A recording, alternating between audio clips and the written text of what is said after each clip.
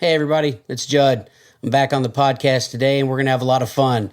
But keep in mind, like most conversations I have with BT, it's not really meant for the kiddos. So, I don't know, send them downstairs, put on your headphones, something. All right, ready? Let's go.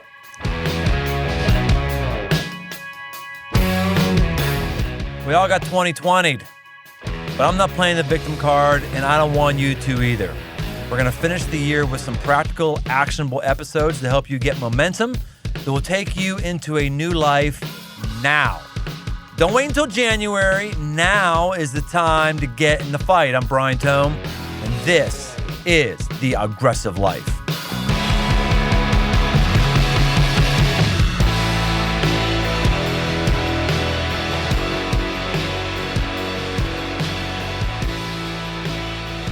Welcome to The Aggressive Life. Hey, this is Brian Tome.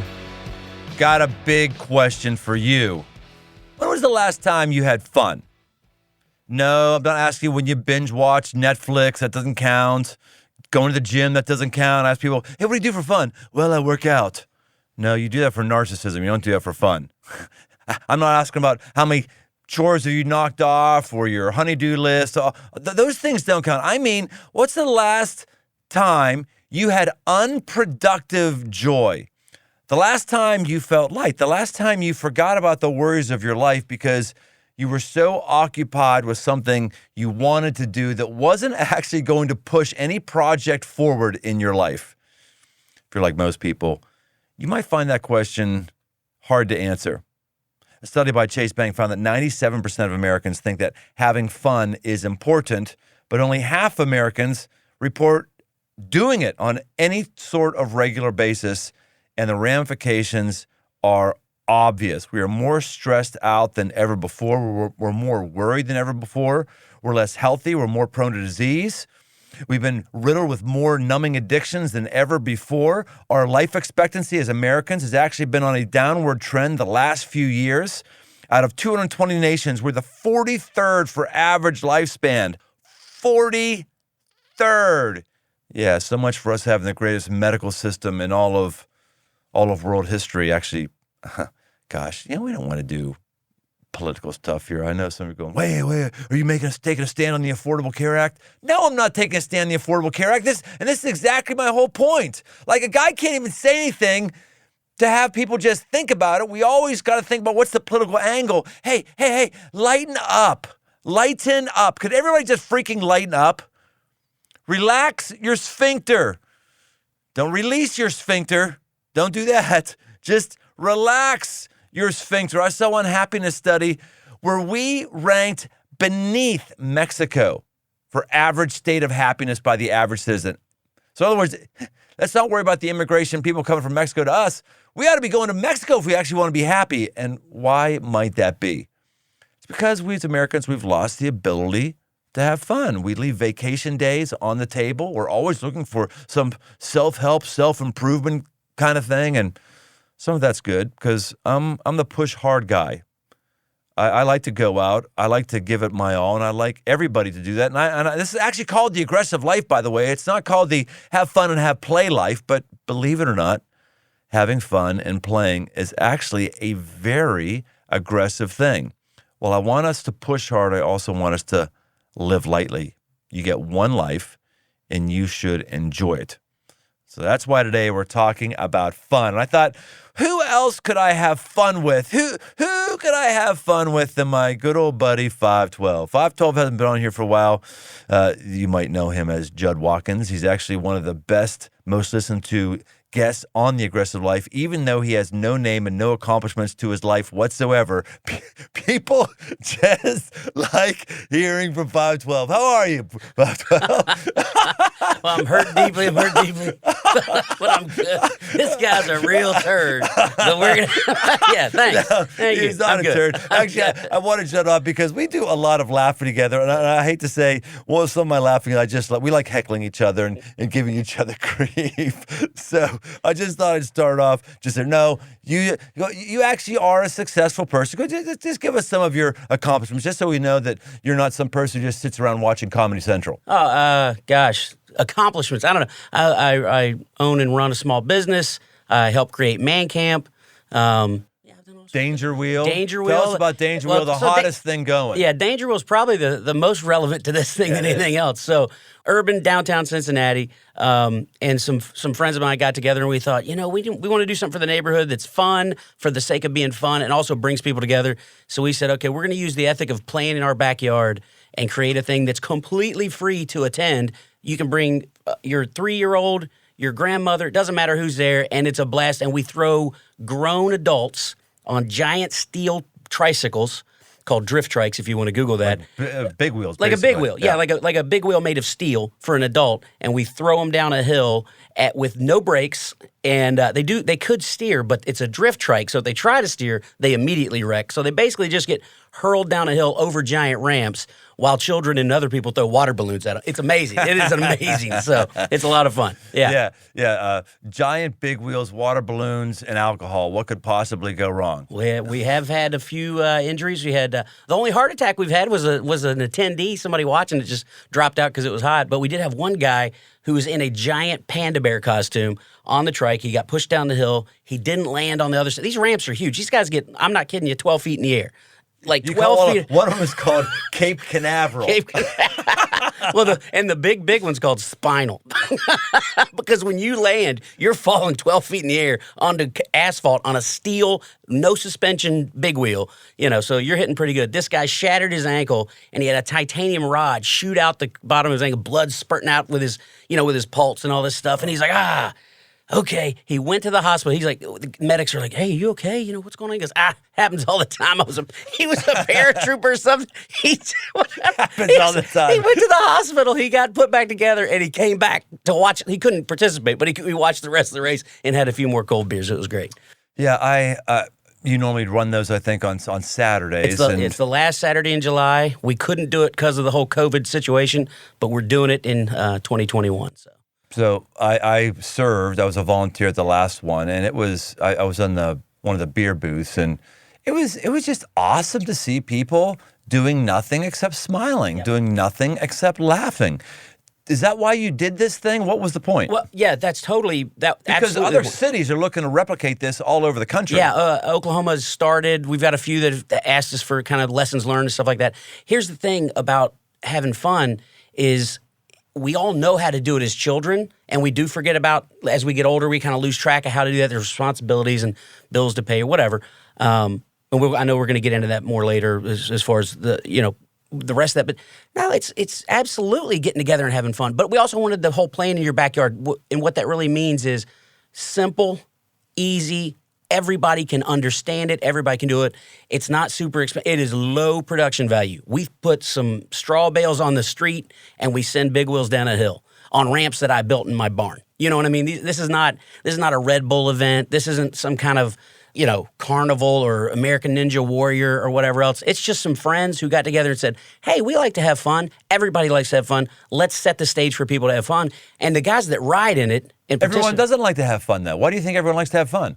Well, I think it's in us to like to have fun. Everyone needs to have fun. Everyone needs to have fun. Yeah, I agree with. Yeah, there you go. So, have you always been a fun guru? I've definitely always had that leaning. Yeah, There was. So you never had an awakening on it then. Well, I've definitely had awakenings at different points in my life where, even though I kind of lean towards having fun, life gets in the way of that. If you don't, fun's active. Fun's not a passive thing. It doesn't just happen to you. You have to choose it. And so there are times in life where you just get caught up in whatever it is you're doing. I mean, we've talked about, my whole childhood situation, growing up or whatever else. There's not a lot of fun there, right? So I could either sit in my house and, contemplate suicide, or I can find a way to go have fun. I can choose joy. But it is a choice. People go, man, I wish I was happier. Okay, guess what? Right. That's a choice. My fun didn't actually start probably until about 2003. I mean, I had a lot of fun in college, which is why it took me 7 years to get through college. And that was an undergrad degree, by the way. That was accounting 1 being taken 3 times. But then from age, 22 to about age 34, let's call it. I was like nothing. like nothing. It was head down, trying to make my mark on the world, trying to build the church that I started, and endless meetings, endless this, endless that. And I was in one meeting where a guy, it was interesting. We would have this men's meeting at 7 a.m. in the morning, and this guy would actually come into the breakfast bar from the night before, like straight from the night before party and to there. And we knew this guy from one of the guys did from different ways, and we would see him there, and then I don't know, after a few times, hey, you want to join our group? And so he did. He joined our group, and his nickname is I call his nickname is plays well with others, because he just plays well. He's a good player, and he said, hey, I got this idea. How about if we take our wives out to Vegas and we rent Harleys and we cruise around all the national forests and stuff like that outside of Vegas? Honestly, I thought, you may as well have asked me to go to a strip club, because that's about what that sounds like to me. At that point in my life, I thought that is so frivolous, unproductive fun. The kind of money I would spend on that. I hadn't ridden a motorcycle since I was 22. I sold it the first week I was married, because I was already running out of money. And I got in the back of that Harley, and my wife and I, and after 2 days, I thought, wow, I haven't thought about my normal life at all. And it actually started a rebirth inside of me for a bunch of things. And that's what got me into riding a motorcycle off-road, which is what got me into camping, which is what got me into overlanding, which is what got me into hunting, which is what got me into fishing, what's got me into, all kinds of stuff like that, because I find it restores me. Most people don't have that story. Why? Well, most people expect it to just happen. They don't have that awakening moment. Which I think yours. I've heard that story before, and that's a really interesting thing for somebody. You're one of the most driven people I've ever met, and you're an empire builder. And so the way you're wired isn't like fun. Doesn't count. Fun is frivolous. It's not meeting your goals or whatever else. But you had that moment of awakening, which switched that gear and put you in that lane. A similar thing was happening to me when I first moved to Cincinnati. Had the opportunity to join the family business, and all this responsibility was placed on me at 23. And I was having night sweats, nosebleeds, migraines. My body was reacting to me just trying to grunt through all this stuff that I had no idea what I was doing, learning a million miles an hour, until I had a similar awakening. I just didn't have the activity.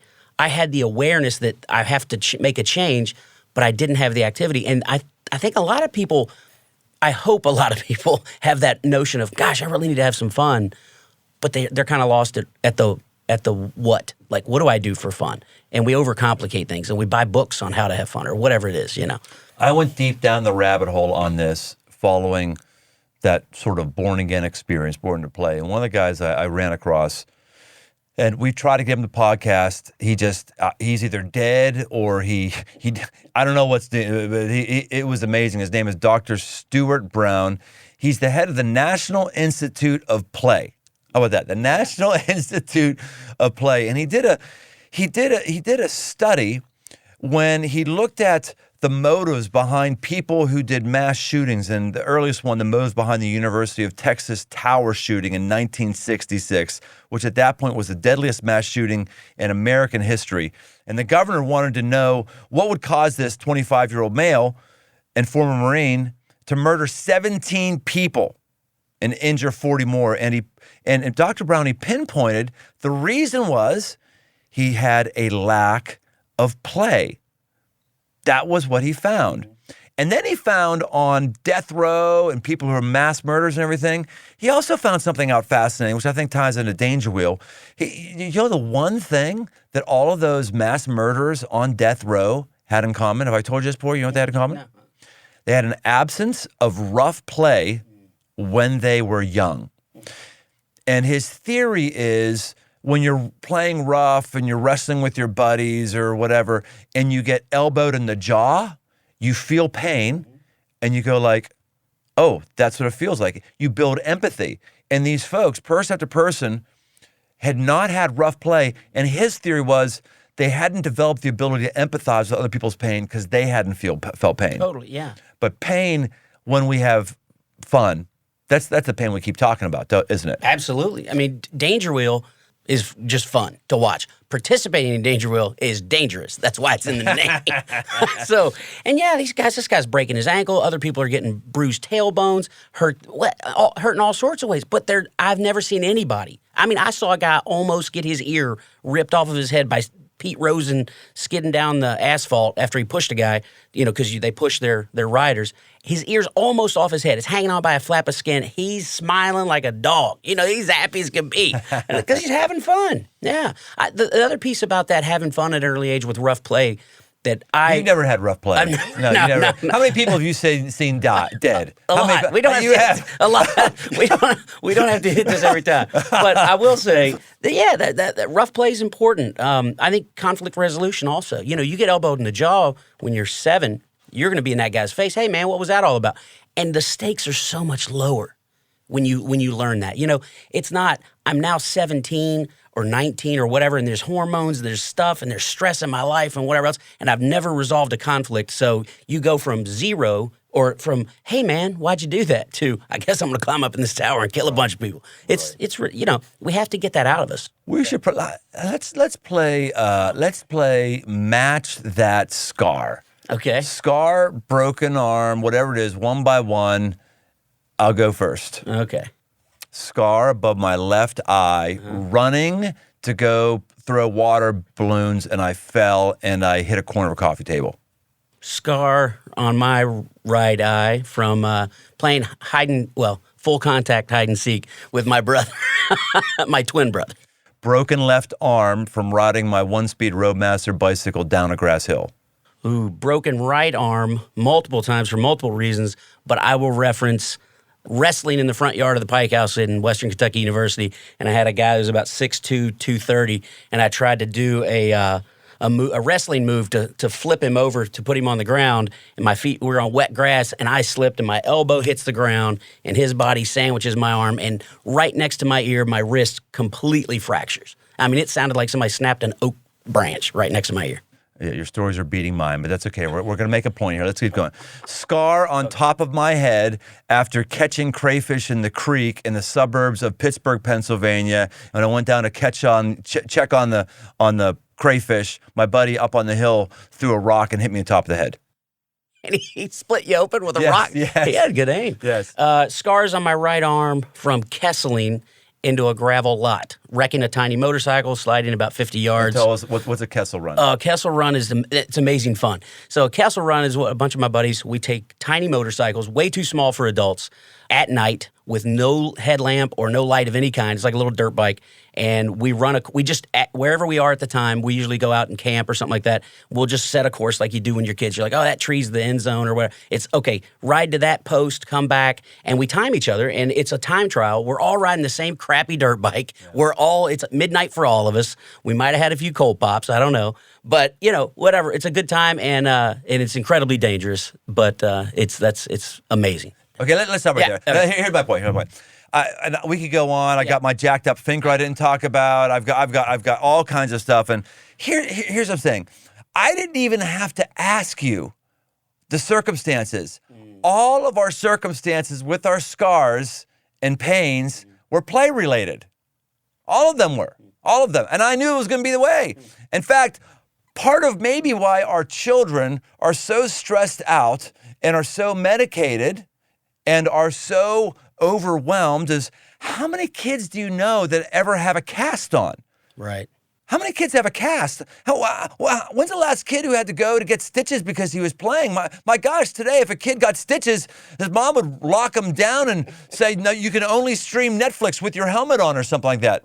I think we're crushing the play out of us. We're squeezing the play out of our culture, and we're not learning how to play at an early age. So when we get to a later age, we have no comprehension of how to play, unless play is binge drinking alcohol and doing something stupid while you're drunk, right, which never recreates you. Getting drunk doesn't recreate you. It wears you down. Right. I also think as adults, we don't have permission. We don't have permission to play. If you're a young dad, I don't care, a middle-aged dad, doesn't, you're whatever you are in your business life or your work life, whatever you are at home, you have all these labels. Never do you have that's just the guy having fun. That's not supposed to be part of your identity at all. And if you do something silly, people are like, well, why is that guy acting so silly? You know? Yes. So. Permission. I have a prescription pad for everyone here, and that is you must find out what is fun. You must find out what is fun for you. And fun, generally, we don't accidentally fall into it unless we have a friend who already thought about it for us when we accidentally fall into it. Fun is something we experiment with, we choose. I mean, you and I have become good friends because we've shared hobbies together, right? Right. Let's go through them. It's motorcycles, overland with our wives. We're toying around fishing right now. Yeah. Have we done anything else that's kind of hobby oriented? Oh gosh, camping. Camping. I mean, as part of the motorcycling and the overlanding. What do you have that is counsel for somebody who says hobby? I don't know I don't know what a hobby is. I said the same thing. Everybody in my family, I married my wife's family, everybody plays golf. Everybody. I'm built like an egg. I'm not great at golf. I'm not built for golf. And so they try to include me in golf. I'm high strung, I'm hyper, and I'm egg shaped. That's not a golfer's pedigree, right? And so I'd go out to play and they're all amazing and I'm terrible. And that sucks because you hate to be the worst guy out there. So I was like, I don't get this hobby thing. Okay, they're just going to spend a bunch of money. And then, gosh, you invited me on that bike trip all those years ago that was a complete fluke and a mistake, and I immediately fell in love with it and said, this is what a hobby is. I couldn't have discovered that on my own. You happened to invite me into it, and it changed my life, you know. And the thing about motorcycling, or the thing, whatever hobby you're going to do, it has to be something that when you do it, it owns your mind. Yes. Actually, Dr. Stuart Brown, who I still want you on my podcast, Stuart. Why aren't you returning my phone calls or my emails? Are you dead? Where are you, Stuart? People need to hear from the guru. All right. See, I just had fun right there. See, that's fun. I just had fun. That's kind of my hobby. One of my love languages is insult. Yes. Yeah. I'm well aware. 512 is an insult. Oh, I don't know. We're not going to tell that story today. No. So at an old age for him, he learned how to ride a motorcycle because he found that when he took the motorcycle safety course and everything else, when he did it, he couldn't think about anything else. That's a hobby. Yeah. When you're in it and you lose track of time. It needs to seem unproductive. If you go into something with a goal in mind, okay, no, that's not the... Now, when we ride motorcycles, we have a goal to make it to a certain point, but that's not the same thing as I'm going to accomplish this thing. So it needs to seem unproductive, and you need to lose yourself, period. And we don't know. You don't know. I mean, and so many people get caught up on I don't know what to do. Well, then go try that. Maybe it's pottery. Maybe it's... I don't know. For everybody, it could be different. But if you don't try these things, and that's what you had to pull me into it for me to discover, and that's what I've discovered since then, is you have to try different things. Like you said, we're doing this fly fishing thing. Nobody that knows me would say, that guy should go fly fishing. But I have, and I loved it. I wouldn't have thought that of myself. It's a very mellow thing. You're kind of zen and the whole deal. And again, I'm kind of hyper. But I tried it. I'm loving it. I think it's really important to also understand what we're not talking about. We're not talking here about downtime. Okay, I am a Christian. Actually, I'm kind of a professional Christian, as sick as that sounds. I'm a pastor. And it's really great to have times of prayer with God. It's really great to have a personal retreat. That is not what we're talking about today. That is not. Those are critical and important, but that is not play. A planning retreat, a spiritual formation retreat, personal time of reflection, that is not what we're talking about. We're talking about something that gets your brain chemistry going in a different direction, that gets you to laugh, to laugh, to smile. A number of years ago, an older mentor of mine had a crash in his personal life, and he decided to go and go up to a cabin in some monastery and just kind of read monk books and do a prayer retreat, which again is great, is wonderful. But in his state that he went, which was near burnout, that was the wrong decision to make. You don't need to be reading monk books when you're at burnout. He tells a story of a buddy coming up to him and seeing him and says, "Man, you look like crap." and he took them out, and I can't remember what they did, but the guy just had them starting to have fun, and it started getting back. What is that for? Some people are like, I don't understand the whole thing with guns. I don't understand the whole thing with guns. I don't get. People who I know who have guns don't have guns because they really anticipate using them on somebody. That's not why they have guns. There is that fantasy. Those wackos exist. They exist. Those wackos exist. They exist. Do you have any guns? No. Okay. Those folks exist, and many people who have guns do feel like they want to be prepared. But the vast majority of people say, yeah, I'm probably not going to use these, but I just like them. They like buying them. They like cleaning them. They like shooting them. They like researching them. Most important, maybe not most importantly, but also very importantly, they like sharing their love of guns with other guys or people that love guns to discuss. You geek out on all this stuff. I mean, community is a big part of fun. It's not meant to be done alone, while there are things that are fun that you can do alone. So now that's a great point you bring up, because I generally don't laugh alone. You know, you probably do, but I don't. I don't laugh alone. I laugh when I'm with other people. Yeah. And to get that laughter going, I've got to be doing something with other people. That's why we've shared as many laughs as we have. Right. That's exactly right. You need to be in community. You're not meant to be by yourself having fun. Like I said, although you can absolutely have fun by yourself. So someone's got to find a hobby, but then they got to fund it. So what's your opinion on how this sounds really good and fine, but you know what? I don't have the money to buy a motorcycle. I don't have the ability to start a danger wheel. I don't, I'm not going to go yada yada. What would we say to those folks who think they can't afford fun? Because to be clear, a hobby does take money, unless you're going to find leaves on your walk in a state park and press them between a book. Well, and even then, at what point? I mean, you had to buy some boots, maybe, or you're wearing clothes. At what point do you say it hits your budget? I don't know. I'm not that's what I will say unequivocally is, if you pay for a gym membership and you don't budget for fun, you're missing the point. Okay, look, gyms are great. Health is great. If it's narcissism, sorry, but if you're prioritizing one and not the other, you're missing it. Gyms should help us. I go work out so that I can ride better on the next trip, so I can enjoy that more. That is true. That is what took my working out to the next level. Totally. I had a trip to Alaska years and years ago, and I said, man, I'm going to have to pick up this bike on the dirt. I need to just get in shape for that. Right. Speaking of Alaska,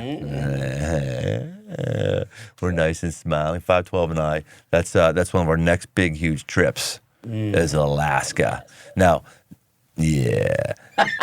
Now you come a long way on this. Like, you heard me say, you never wanted to go to Alaska. Now you do want to go to Alaska. It's a little bit of a petri dish example of why you would do this for fun. So tell people what we're going to do eventually and why you decided to turn the corner. Wow. So you've been talking about Alaska since we've started hanging out, and all I ever heard about was, it rained all the time, and it was like the misery of the thing. But that turns out that's when you do stuff, that's kind of what you talk about. You don't talk about, man, we drove for 10 days. It was nothing but blue skies and rainbows, because that's not as interesting. Remember that time where everything went according to plan? Right. Wasn't that great? Wasn't it awesome? No, you don't remember that time. Right. The struggle is better. Anyway, so you've been talking to me for years about this. We've said, hey, we're going to go. I'm like, I don't know. What is it, 500 miles a day we're going to be driving? That's a lot, It's some kind of crazy, mileage per day. But I really turned the corner when we talked about this idea of, first of all, it was the national park where we can take a float plane in and stay in the cabin. There's a cabin on the edge of this. The only way to get to this place is by float plane or big boat. And then we're going to spend a few days there fishing and living however we can off of that water. And just the challenge and the uniqueness of that experience immediately turned it around. Like if driving across Canada is 500 miles a day of slogging through the rain to get to that, it's worth it. But you were into you crossed over even before that idea came up, because we're in planning mode right now, and that just come in planning mode. But you still crossed over up to do Alaska and drive there even before we knew about that float plane idea. Yeah, I did. Well, the idea of doing an extended overlanding trip from the moment we decide to the moment we depart, we have the fun of thinking about it, dreaming about it, planning about it, budgeting for it. If a guy says, hey, I can't afford a motorcycle. Okay, yeah, it's cold right now. How about you plan on having a motorcycle in May? And you can research online, you can do all this stuff, and you can budget for it that way and plan for it. Yeah.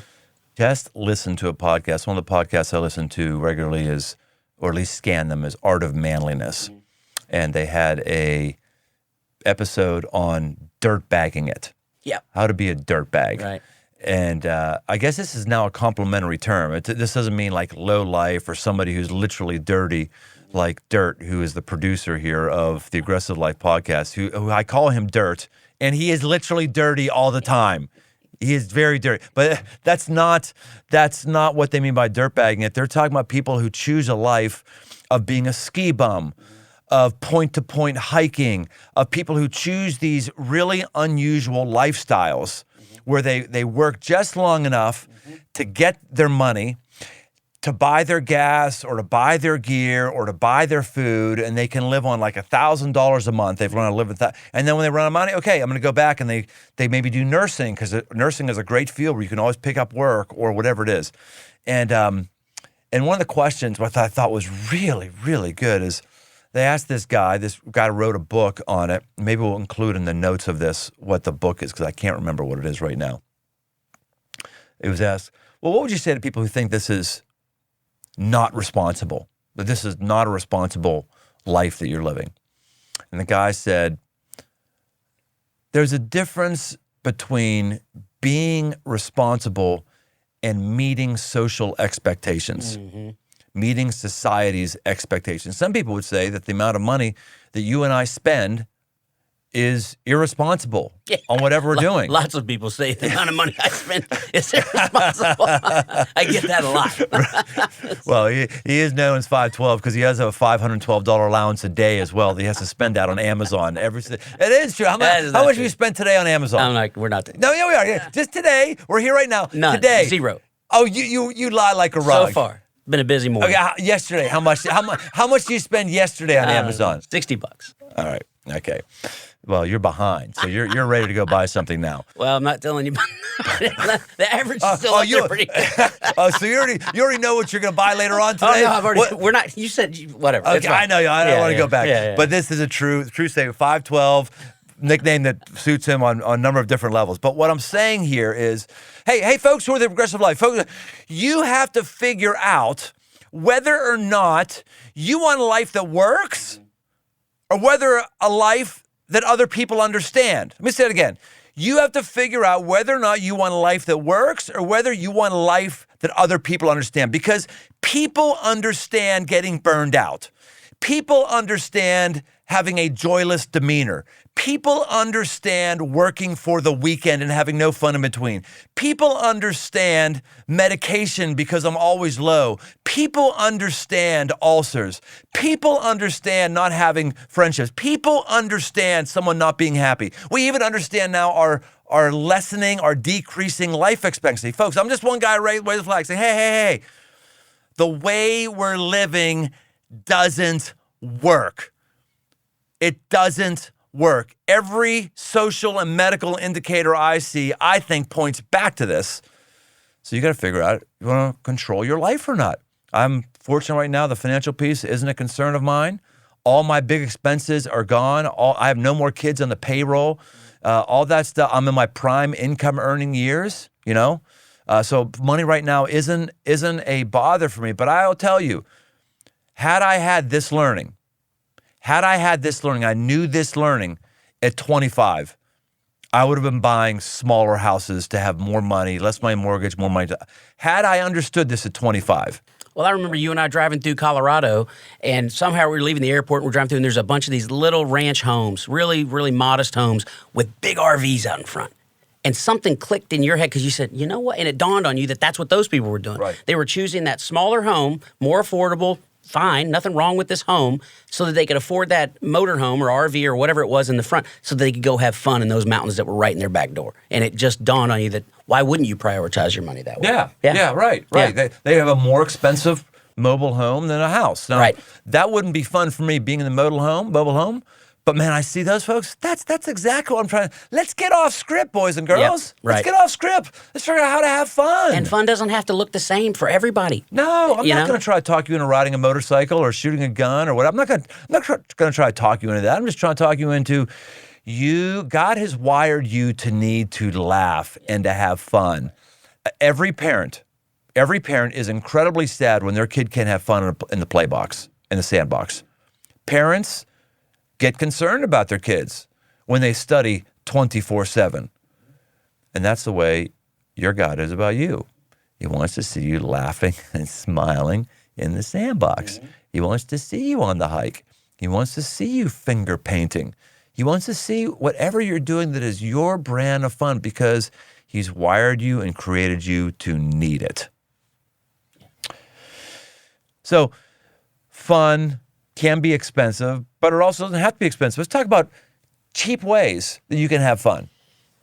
I think the cheapest way is just to make a habit of choosing it. I mean, my wife and I'll go do something, and she's like, wasn't that so much fun? The first few years of our marriage, I'm like, no, it wasn't fun. What are you talking about? This and that. And she just consistently says, wasn't that so much fun? And I realized that's on me. I'm choosing to not have fun. Yeah. And she's choosing to have fun. So like living life with a bent towards having fun, it's free. That's a free one. That's a freebie. So also, those Kessel runs, that motorcycle, I think we each maybe chipped in $20 to buy a thing off Craigslist. We've ridden the snot out of that thing. And, we broke one thumb, one surgery, and all the years of Kessel runs, no big deal. So that was expensive, but that's one guy. He's got insurance. So, yeah, it doesn't have to be super expensive. There's also Here's another idea, just to give you some learning.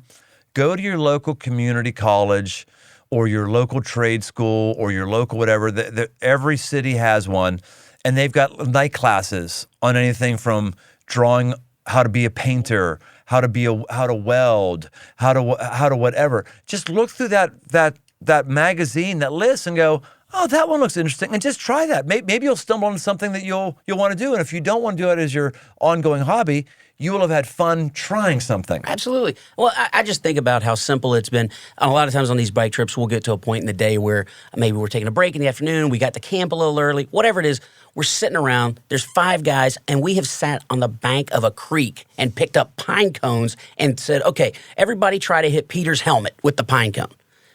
We made up a game. Yes. Made up a game of throwing stuff at things.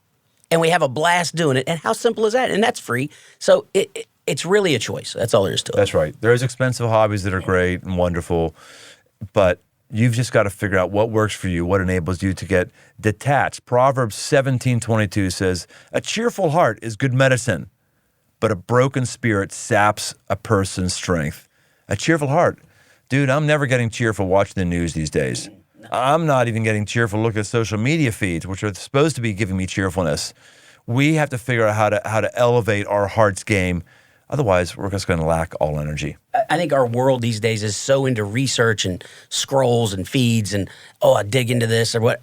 It's figure out the thing and do it. Just do something. You might choose 10 things that suck, but on the 11th, hey, you nailed it. And you won't find the 11th without doing the first 10, but you have to do. So, yeah, anyway.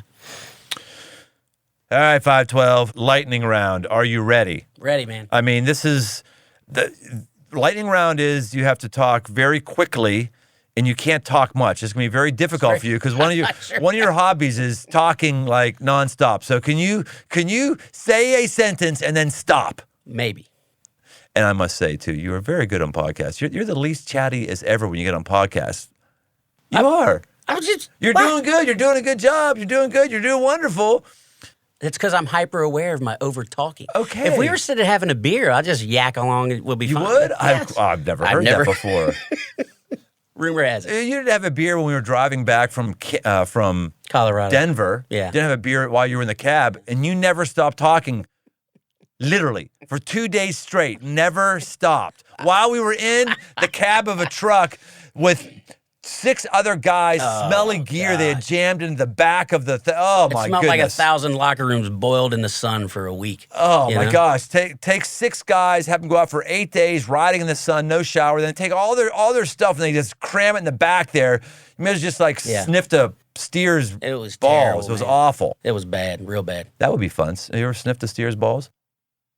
Not while they were still on him. But you have balls off. Mm-hmm. Yeah. They snip them off. You put the rubber band till it dies and it drops off. And you decide to sniff them? I had a guy who had them hanging from his rearview mirror, and I'm like, I got to check this out. Yeah. Not They fake were kind of balls. fuzzy. No. Real legitimate balls. Yes, bull balls. Yeah. dangling. This is why we have you on the Aggressive Life. I'm asking you what I think is a dead end question, and you're jamming your face into the pubic hair of another animal just to see if it smells. Surprisingly soft pubic hair. It did have pubic hair though. Yes, soft. See, would you think bulls had soft pubes? I would think they'd be like really rigid. Yeah. Why do they need to be soft? Yeah, I don't know. That's because God loves us, Brian. Yeah. God loves us with soft pubes. That is good. And the great thing about that is I think pubes doesn't even constitute as explicit language. So I think we can leave pubes in unedited. Pubes is great. Yeah, absolutely. I'm not going to throw anything out there right now. Fun. I'm filtering. Well, how do we get onto that? We got onto the, I don't know. Oh, lightning round. Oh, lightning round. That's right. Lightning round. Here we go. And no, Dirt, do not cut that out. You're not cutting any of that out. No. All right, here we go. Best free fun you've ever had. Kessel runs. Finding ways to save money for fun. Make the choice to do it. It's not a magic finding. It's not a treasure map. You save the damn money. Best fun you've had as a couple. We're not talking about sex right now? It could be. Oh, sex. That's fun. It is fun. What do you do to keep it fun? Have it. I mean, I know. Yeah, but you got to do something. You're doing something to keep it fresh, or are you just doing the same thing you've done for the last 20 years? Well, so I don't have kids, so it's easier for us to kind of keep things fresh and not just have the same experience every single time. Yeah. Having kids has nothing to do with it. Why do you think it's easier to have? Because I don't have kids, and I hear folks that do have kids say, well, it's hard because of this reason there. So I'm assuming they're telling me the truth. I don't know. That's not true. Okay. That's not true. I mean, I'm 55. I got no kids around, and it still takes creative energy to think about it. Kitchen time, boom. Don't worry about it with the kids in the house. You're just in the kitchen. Oh, okay. All That's right. what I'm I saying. see that. All right. I'm not talking about positions. I'm talking All right. But even there, kitchen, you grab and go in the bedroom and you lock the door. In the kitchen. You stay in the kitchen. Oh, and you lock the kids in their bedroom. I don't have kids. This is what I'm talking about. I'm saying if you had kids. Oh, you're saying you're in the kitchen and all kind of fun places. Yeah, it doesn't matter. Boom. You've eaten in my kitchen. I will not eat in your kitchen now. I will not eat in your kitchen. All right, let's keep going here. Okay. Best fun you've had with family. Yeah, overlanding. With your brother. With my brother, with friends that are like brothers, yeah. Mm-hmm. Best fun with friends. Yeah. Danger Wheel. Best fun alone. Oh, man. I'm not much of an alone guy. I'm an identical twin. But you just said that you laugh when you're by yourself. I do. So you got to be doing something to have fun by yourself. Okay, this is going to sound super weird, but there are times where I'm driving in the car in traffic, and I think to myself, I'm just doing the resting bitch face thing where you're just like, mean mugging up the highway. Yep. And I'm like, no. And I smile. I tell myself to smile. And I'm in the car like a lunatic, smiling, driving, and my mood lifts, and I feel better. And that's fun. That's awesome. Yeah. That's an intentional decision you make. 100%. And it actually works. Sounds ridiculous. Do you make up songs and sing to yourself I as make well? up songs all the time, yes. Yeah, you do. I Because do. it's very annoying, actually. You love it. How has fun changed since you've gotten older?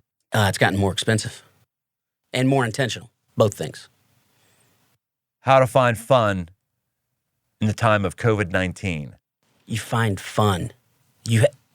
What? I'm just so sick of in these uncertain times questions. In these uncertain times. I am. Can we just strike that from our whole vocabulary? Right. Like I want to strike social distancing. We've never heard of social distancing until now. That's maybe spatial distancing, but we cannot be socially distant. But it's going to be that, well, in these unprecedented times, as if that just gives me a reason to phone it into my life. Right. Unprecedented times, so I don't have to think about being happy. Unprecedented times, so I don't have to build into people around me. Unprecedented times, so I don't know. Hey, we all have a past to be passive slugs. Passive, fear-based. Like, all my fears are validated. I'm going to wallow around in fear. Yeah. No, how about you wallow around in fun? Maybe you're in your house with the only people you're allowed to socially distance with in your small group or whatever it is, your whoever it is, you can still have fun. Your fears aren't validated. You're in a global pandemic right now, and guess what? Other than Zoom hell, your life isn't really much different. Other than a freaking mask when you have to, there's some of us who are listening right now, you are in a massive, massive difficult way. Your industry has been thrown up. Financially, you've been thrown up. That's awful. So sorry for you. But I know you're with me, all those who are like that. Let's just crack on everybody who's not like that. Your life is fine. Your life is fine. You're putting food on the table. You still have choices. But to go in this thing of, oh, no, it sucks. I was there for a while. That's where I had my minor grade of low depression. Part of it was I was going into feeling like a victim, and I had things removed from me, and I wasn't having fun the way I needed to. And I just had to step up and say, no, it doesn't have to stay this way. I can make a decision. 512, I've got some other stuff we could talk about here with the lightning round, but I think we've covered it. Is there anything else you want to talk about that we haven't talked about? No, I think we're good. I mean, I would highly recommend everybody check out Danger Wheel because it's So pump it. How do we get there? How do we find out about it? Dangerwheel.com. It's on the internet. There, you can if you're on Instagram, the hashtag Danger Wheel has like some kind of Ferris wheels in France, and then a million awesome shots of people having the best times of their lives. It's free. You can it's the only thing I know of that's free. You can bring your kids to it. You can stay for 5 minutes or 5 hours, and you leave when you're done. It's an amazing way to spend a Saturday. It's not free to ride a danger bike. No, but we'll probably have this year, we're going to go back down to, we might have 128 teams. So that's 3 people per team, but we have 10,000 people show up. So the majority of the folks that are experiencing Danger Wheel are experiencing as an attendee, watching the fun happen. The crazy sons of guns that want to get on those bikes and ride Danger Wheel, they're having a whole different kind of fun, but they're having it's a blast. It is amazing. Amazing. All right. Any place else people can follow up with you or follow you anyway? Judd Watkins on Instagram. Yeah, that's about it, really. 512, it is fantastic being with you as always. The time went fast because you're just a fun dude, man. You're fun. And we didn't even hear any stories about people dying. I don't know that's fun. No, I think it's off topic. It is for me. It's just like it is for me just because you bring it up like, oh, out of nowhere. Oh, I saw this guy die once. That's humorous for me. But we did understand that you've actually smelled testicles on another animal and you enjoyed it. That's good. That's good fun there.